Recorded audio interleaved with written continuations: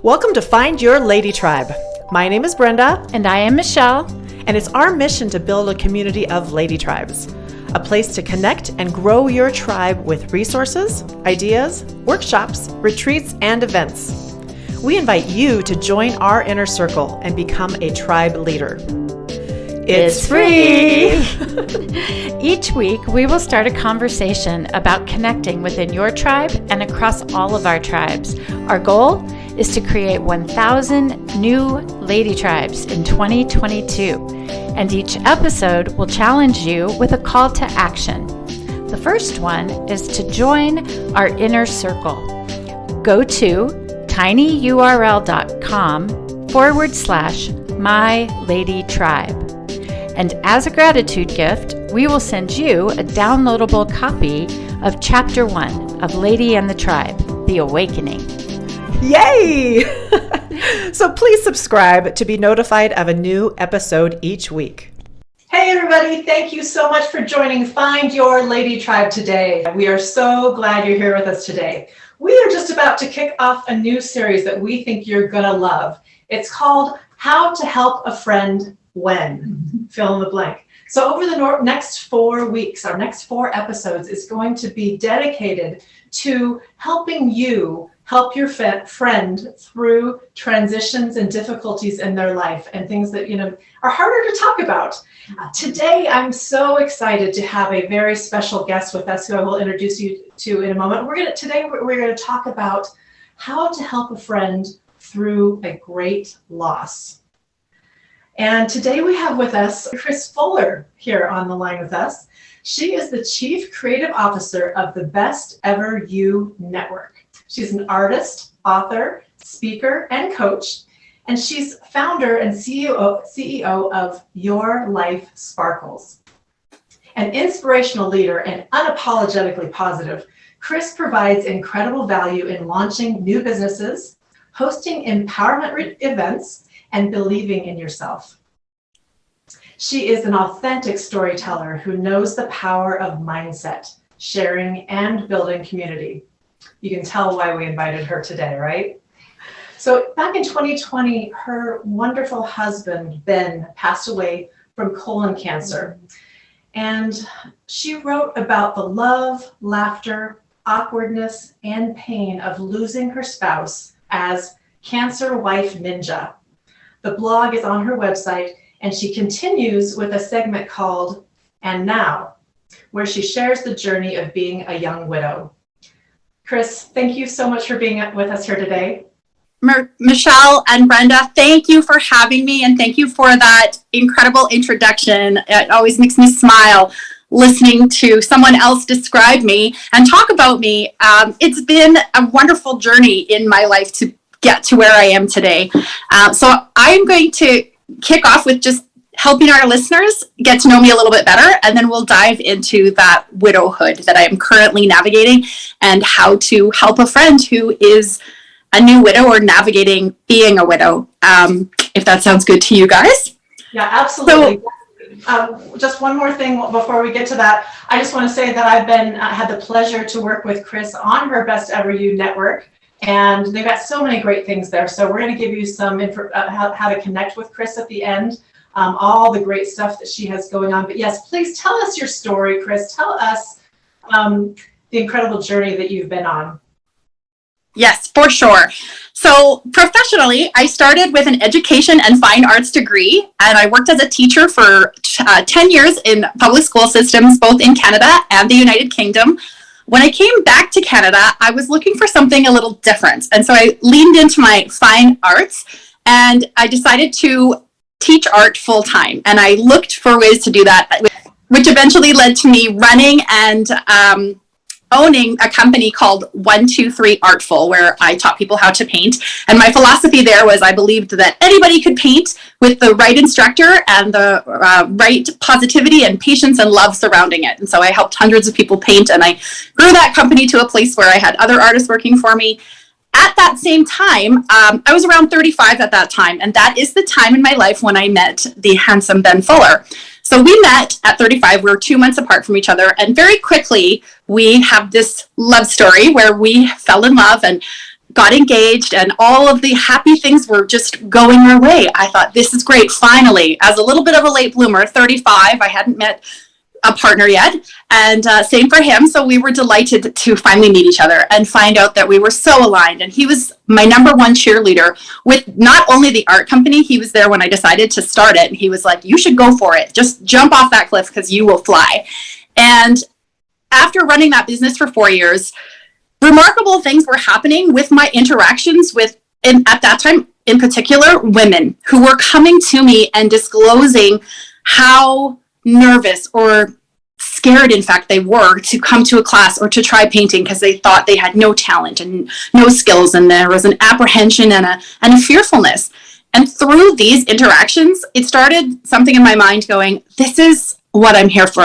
I'm here for more than just helping you paint butterflies, but that belief in yourself. I remember one class, a woman came to me after almost in tears, holding her little painting, and she looked at me, she waited till the end, sought me out, and she said, I didn't even tell my husband I was coming. I lied to him and said I was going for a coffee, and I came alone, and I fully expected to drive home and stop at a dumpster and just get rid of it and never ever talk about it, because I was sure I was not going to be able to do it. But a little part of me had wanted to do it, and I followed you for 3 years, and I finally came. And she's like, look, I did a butterfly. And then she started to cry. And I was just like, oh, of course you did, because you can, and you have so much more potential than you realize, and that you give yourself credit for in that story. So that was beautiful. She later sent me a picture of it proudly in her little sewing room, just sitting up on the wall. And I was like, I can't get enough of this. And that helped me realize that I wanted to do more than just the art classes. In the late 2018, 2019, I had started talking with other women in my, I'm going to steal your word, ladies, tribe, and talking about this idea that could be an empowerment company or event or something for women. And with that, some of my good friends and my two sisters, I coined the phrase, your life sparkles. And I thought, that is it. That is the heart of the company I want to run, to help people see there is already beautiful and magical and sparkly things in your life. And as women, I often feel we don't celebrate or recognize it enough because we have a modesty or I don't want to toot my own horn. And I'm here to say, toot toot, ladies, let's celebrate more. Yes. And so I had started that, though, a little bit gingerly because I was still doing the art business. And at the end of 2019, I said to Ben, I want to close the art business. I know it's at the peak of a very successful time, but I feel so called to put all my energy and resources into Your Life Sparkles. I think this is the time to do it. And of course, he was like, let me get my pom-poms. Yes. So at the end of 2019, I closed that art business, and I was preparing to develop not only the company Your Life Sparkles, but myself. So I was looking for retreats internationally to get myself that development and that tribe and that mentorship and meet like-minded women and different things. And I had booked events at local wineries and hotels and farms for women to come together and listen to different keynote speakers talk about finance, menopause, relationships, children, mindset. That's where I come in. And I was also the MC and host for these events. And I had done 4 or 5, and I just was like, I know this can be the thing. January 2020, I'm really excited to burst into the scene with Your Life Sparkles. I am networking. I'm on Facebook. I'm doing all kinds of things. I'm planning. And of course, at that time, our world was introduced to the coronavirus, and that quickly made me pivot because venues that I had booked were now canceling on me, and people who had bought tickets were now asking for refunds because of their safety. And of course, I'm going to work and comply with that. And I was at a place where I was like, well, what am I going to do? And in January 2020, I had met online Elizabeth Hamilton Garino. She's the CEO and founder of the Best Ever You Network. And to this day, we've never met, but during January 2020, we met on a women's group of 400,000 entrepreneurs. And in fact, this is how we met. It's a cute little story. She had written, I'm the last person in the world to learn how to use Zoom. I'm looking for a woman to Zoom with me, and we can teach each other. And people had written in and said, oh, what's next Wednesday like? I'm available at Saturday. And I saw that, and I had not Zoomed at that time. And I wrote, what are you doing in 13 minutes? And she's like, that's my girl. So we Zoomed and failed and Zoomed and failed and had no audio, no sound. We eventually learned it. And then through that learning, spending time together and realizing that Best Ever You and Your Life Sparkles were so cohesive in their branding and their idea and messaging for helping inspire. And her platform is much more established. It began in 2008, and I was just in my beginning. So it was a beautiful partnership where she was like, I believe that established brands can help little brands up and in, and I'm that woman that wants to help others rise. And so we started looking at projects we could do, which at that time we thought it would be events. But as Corona came in, we were like, okay, let's do some online stuff. So we were looking at online events, and we started the creation of different journals that you write about yourself and get to know yourself, journals with prompts. So it was so exciting. In January 2020, for all intents and purposes, I was on top of the world. I had this supportive husband, this new business kicking off. I was like, this is my year. You cannot imagine that 4 weeks later, February 26th, Ben and I went to the doctor because he thought he had developed a food allergy. His stomach was upset. And the doctor let us know that, in fact, no, it wasn't something so small. It was cancer, and it was stage 4 colon cancer, and it had already metastasized, which means moved into other organs. And it was, by and large, going to be a near impossible struggle for him to survive. And that news was, we were both 42, and our brains couldn't even comprehend it. And from that moment, February 27th, until the day he passed, July 16th, 2020, 5 months. Every day we lived with hope and joy and positivity. Every day we tried to think, this is it. He's young, he's healthy. We can beat this.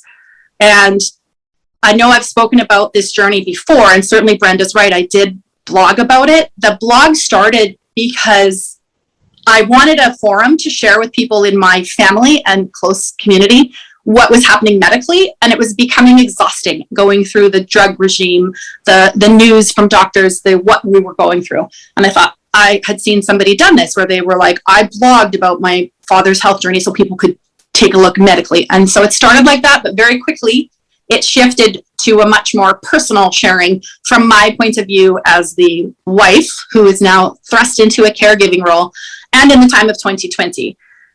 Very quickly, as the cancer, it went, as you know, 5 months, very fast, but our journey with the medical teams, hospitals, and doctors was also incredibly heartbreaking and traumatic for me, because as soon as it became March, I was no longer allowed to accompany him in hospitals, at clinics, and in appointments, because they were only allowing one person, the person who was ill, into those facilities, and I would wait in my car. So in looking at my journey, and yes, I've always wanted to be a ninja. I don't actually have the nunchuck skills, but in this journey, I was like, I feel there's a certain ninja-ness to me, because I was very tough, ladies. I had to be tough. And if you know me, you know that I don't like anything much more than a Band-Aid. So for me to handle needles and medicine and tablets and charts and all kinds of medical stuff was a huge learning curve, something I was fearful of, but you do what you have to do. And so that's who I am and what happened with me professionally and within my marriage, and then of course losing Ben. So I know we're going to move on to talk about the and now and the after and that, but I'll pause for a moment and hand the reins over to you, ladies. Have I missed anything in my introduction or setup? No, gosh, what a story. I mean, it's heartbreaking and unimaginable. Yeah. For me. And thank you for sharing and being vulnerable and letting us know on this what was going on for you. Yeah. My questions, we've got a million questions. We could talk probably for hours and each section of this, because I can only imagine when you have such a short time, you're completely focused on Ben, and our conversation is about how to support someone like you. Yeah. How do your best friends, your tribe? Yeah.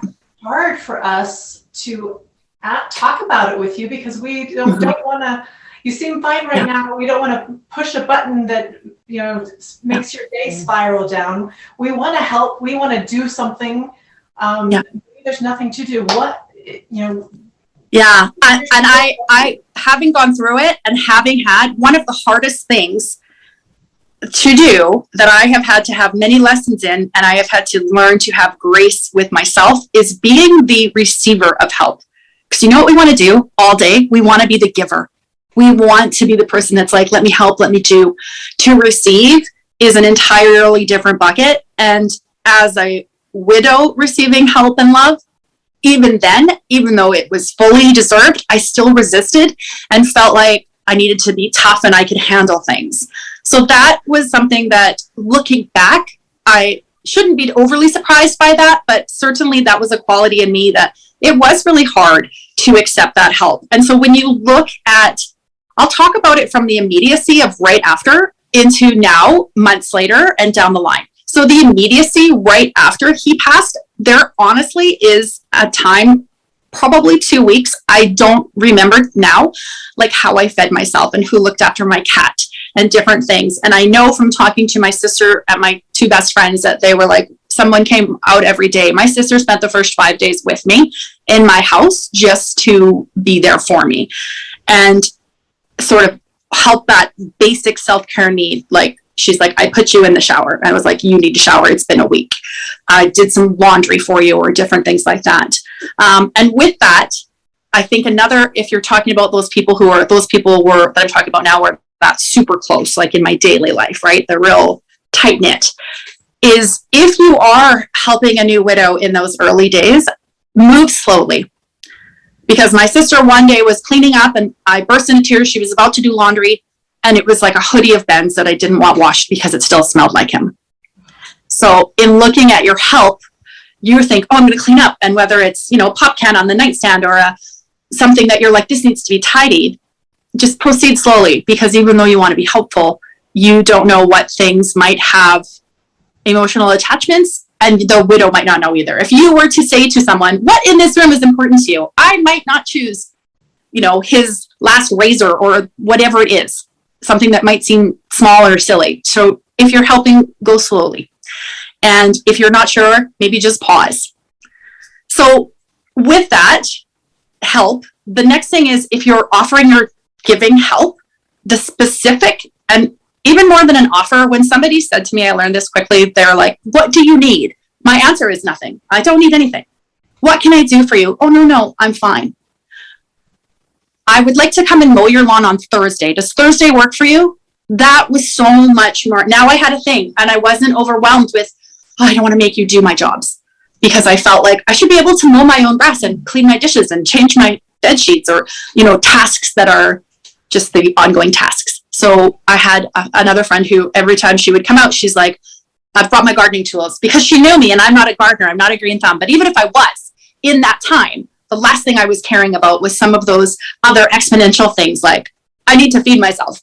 I need to get dressed or have a bath, but I don't need to mow my lawn. And yet I'm someone that wants my lawn mowed. I don't want my house looking overrun with weeds and whatnot. So those really specific offers, I would say, would be excellent in looking at the things that you do in your house. And I think sometimes people think it's got to be such a big gesture or you've got to do something really huge, but it really doesn't. I know I had talked with Brenda a little bit about the food thing. People really want to bring you food. And while that can be beautiful, I think one of the things that became really, I noticed right away that I liked, is when somebody was like, I'm going to bring you some cut up vegetables. What vegetables do you like? And then I could say, and I could give them like something precise. Because if somebody brought me a casserole and I was like, I don't really know what's in it. And I have no allergies and I'm not usually a finicky eater, but sometimes I was like, I don't really know what this is. And as much as I know and love that person, maybe it was something that didn't really serve me in the end. Mm-hmm. So those specific offers, I think, are a little more meaningful or truly helpful than just the broad, call me anytime. She's not going to call you. So, I mean, she might. I can't say that across the board. My experience was that I was like, yeah, I know I've got 15 people who are in my inbox waiting to help me. But for me to try to line them up and delegate, and I didn't have the energy. And I thought, I don't deserve someone just coming in and cleaning my floors, right. Because it doesn't align with your independent womanhood, even though you're going through this, there's like a battle in your mind about that. So that, I think that specific offers is something really good. So in the beginning, those are things that really helped me. Something else that really helped me in the beginning. Sorry, ladies, you've given me permission to talk, and talk I shall. Absolutely. Is good. Is the people who wrote me or messaged me or left me a voicemail saying something loving, something beautiful, but with this additional line: you don't have to get back to me. Don't worry about replying. I just wanted to let you know I'm thinking about you and I love you. And what a release of a burden. I didn't realize that had happened until I got some messages like that. Because when people text you or leave you a voicemail, in today's day and age, we're quite used to replying right away, texting back immediately, getting back to not making people wait. And this is a different situation, because it's not that I wanted to make you wait. It's that I just couldn't face it, didn't feel like it, was crying or upset or whatever emotion was washing over me. And so the first person who ever wrote me that was a cousin. And she said, I'm just thinking about you. I love you. I don't know what you need, but don't worry about replying to me. Just know that you're in my thoughts and prayers today. And it was like this weight was lifted off me, and I had permission to ignore her. Right. And like, it seems so little, but that was something that I would for sure say to people supporting someone, is give them that permission, even though you might think, I don't care if she gets back to me. I know she's in this place, or I don't know what it's like for her, but it doesn't matter. But giving that permission was just such a huge thing, because as women, we want to comply and do the thing for the friends in our circle. So that's another one that I think would be really big. They added a to-do to your list if they just texted you, right? But they took that to-do right off when they said, don't call me back, because I get it. Yeah, exactly. And so that's another thing. Am I good to go with another point there, ladies? Moving along. Yeah. Something I love is people telling stories about men. I just love it. And here's the neat thing too. So 2020 is now July. I'm coming up on my 2-year anniversary of being a widow, which I still can't even wrap my word around that brain. I don't know about that word. I don't feel like it's me, and yet it is. And 2 years later, I'm much more able, as I am sharing here today, and I think it is important for me to share. I'm a sharer and a storyteller, and I'm very comfortable getting emotive and getting real and authentic, and I want my voice to be heard. But I have run into people that have not seen me, never mind since he passed, but since he was sick, because of the isolation and quarantining and staying home. And I'm running into people now at, Walmart or the grocery store, and it's our first interaction since everything had happened. And I have 2 or 3 different reactive experiences that happen. And one is just absolute looks of pity and heads down and looking away. And in that case, me, the person I will usually go up and say, hey, I feel your sadness for me, or I see that we saw each other and I want to say hi. And I know you haven't seen me since Ben died. Now, I'm very assertive like that, and not everyone is. So if you're that person that sees that widow, I would inspire you. I would say, for me, 9 times out of 10, I'm in some widow groups as well, and we talk about this. If you come up to me at the grocery store and you say, I'm so sorry, I haven't seen you since Ben passed, or since your husband passed. I heard about what happened, and I wanted to give my condolences or say hello. It's not like you've reminded me. It's not like I'm standing there buying peaches and I'm like, what? Oh my gosh, I forgot all about it. Like, no, it's sort of rolling in a low narrative in the back of my mind always. And in fact, maybe peaches today made me smile or feel sad because we used to make peach pie together or whatever it is. And so you saying something to me, I think if it's led with love, is always the right thing. Because it's really hard for the widow looking at people in their tribe or that next surrounding community, if it's someone you don't see all the time, when they just sort of heads down and look away. There's something, sympathy and empathy is different than pity. And we don't want pity. And that's when you're maybe shying away. And I know it comes from a place often of your own personal discomfort, that you don't quite know what to say. And in that case, I would walk up to that person and say, I don't know what to say, but I wanted to say something. And like, the widow will know. She won't be like, what are you talking about? Was there a storm last week? No, she'll know. And then you'll use your adult words and you'll have a little conversation. And I have cried in places that I have not expected to. And as much as I can sit here well prepared with you, Michelle and Brenda, talking about this, emotion has caught me off guard in places where I've seen somebody. I saw a woman maybe just 6 months ago that I hadn't seen, and we were getting out of our cars in a parking lot, and she just beelined to me and embraced me, and we both broke into sobs.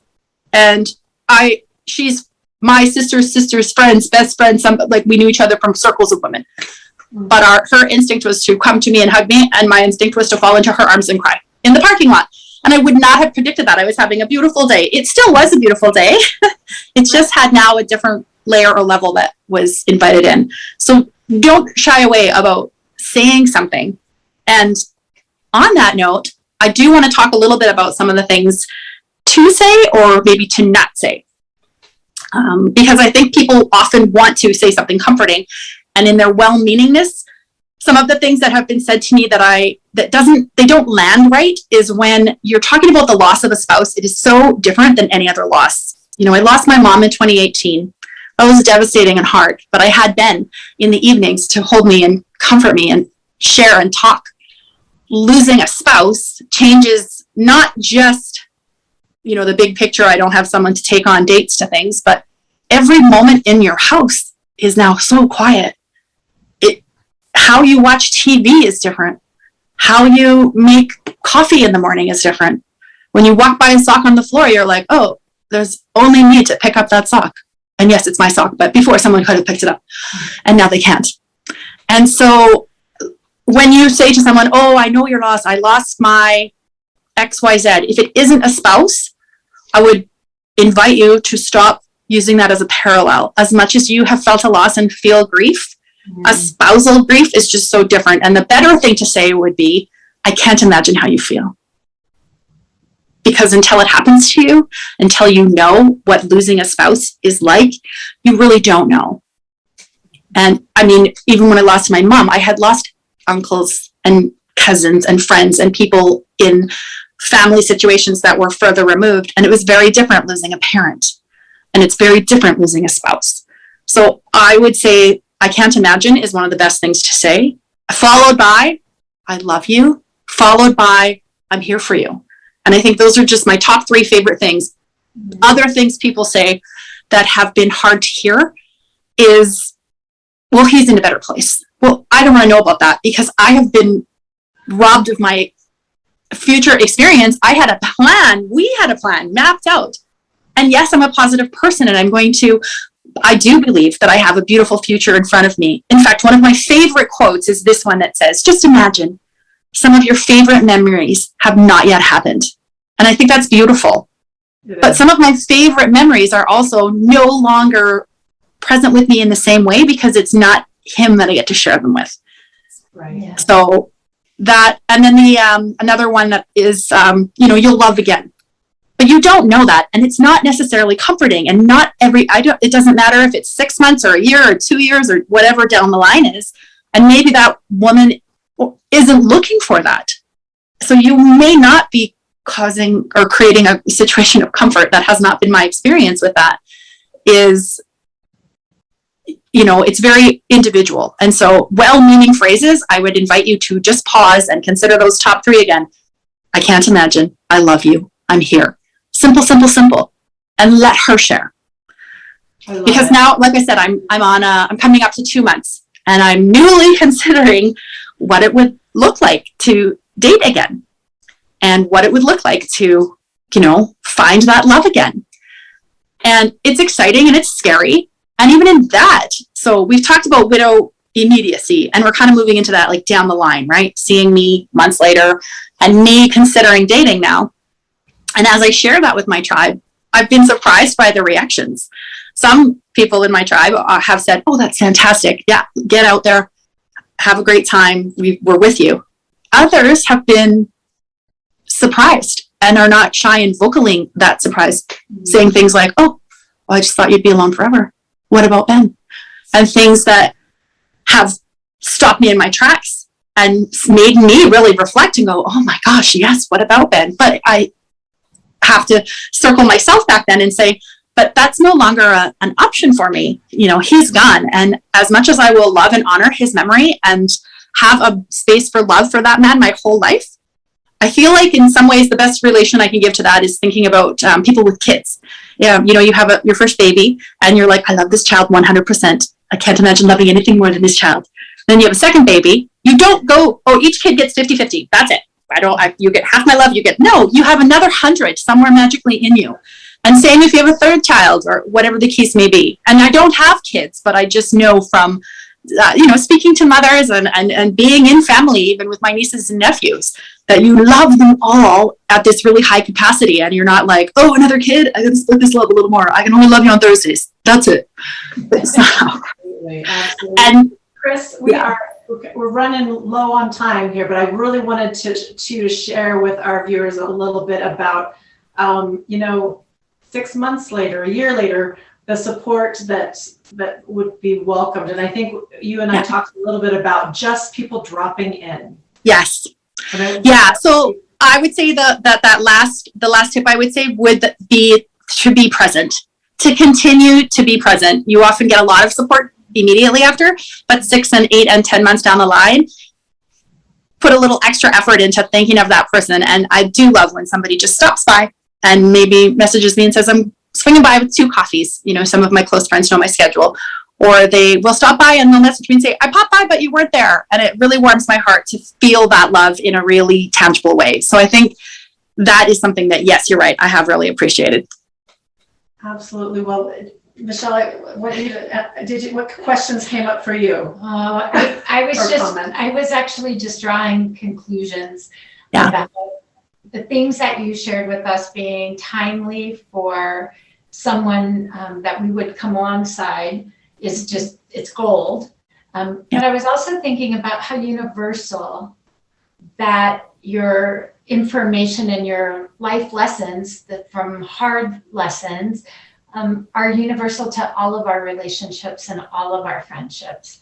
And I appreciate you sharing with us so that we can get it right, not just in the worst of circumstances, but also in our daily doings. Mm-hmm. And as you were talking, I was thinking back on situations, people and friends where I probably got it wrong. And I feel so grateful to see it differently. And I think you've given me some phone calls to make.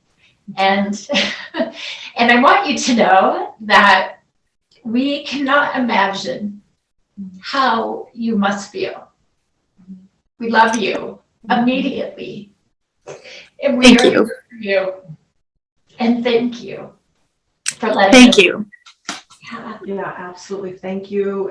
It's a huge gift to offer your wisdom and your experience and to go there with us and to share that with other women so that they have tools, and even for the women who are experiencing that loss to say, oh my gosh, those feelings I'm not alone.